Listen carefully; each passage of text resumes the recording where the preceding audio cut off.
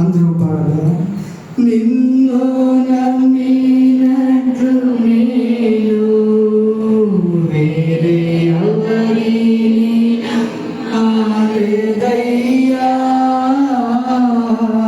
నీకు నాకు మధ్య దూరం తొలగి చావు వదిలుండలేక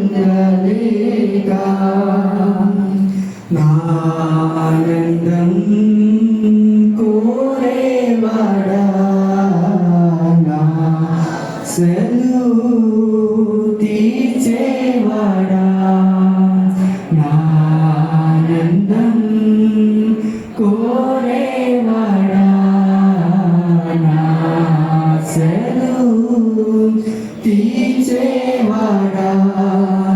క్రియలున్న ప్రేమ నీది, నిజమైన ధన్యత నాది. యేసయ్యా యేసయ్యా యేసయ్యా యేసయ్యా. అందరూ కలిసి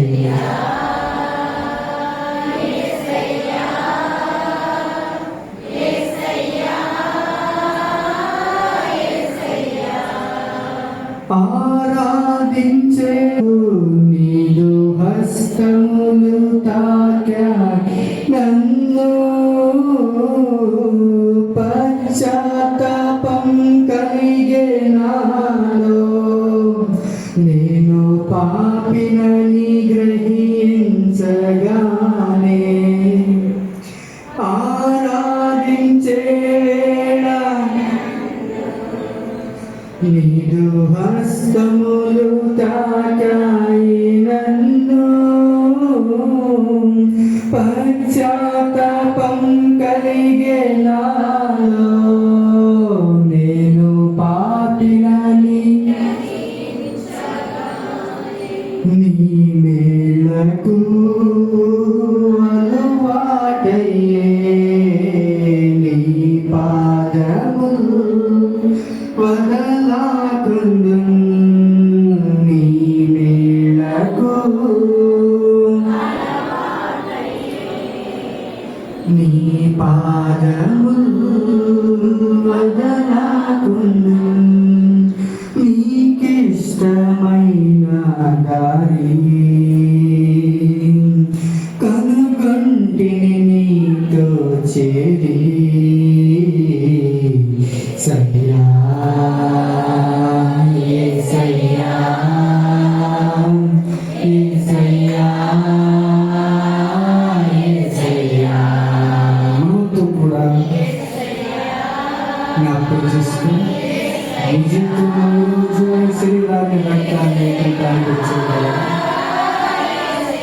ఎటువంటి మనస్సు కలిగి ఉన్నారు? యోగ్యమైనటువంటి మనస్సు కలిగి ఉన్నారు. నిజమైన పశ్చాత్తాపం నీలో కలిగి ఉన్నారు. నీ మొదటి క్రియలు నువ్వు చెందుతున్నావు.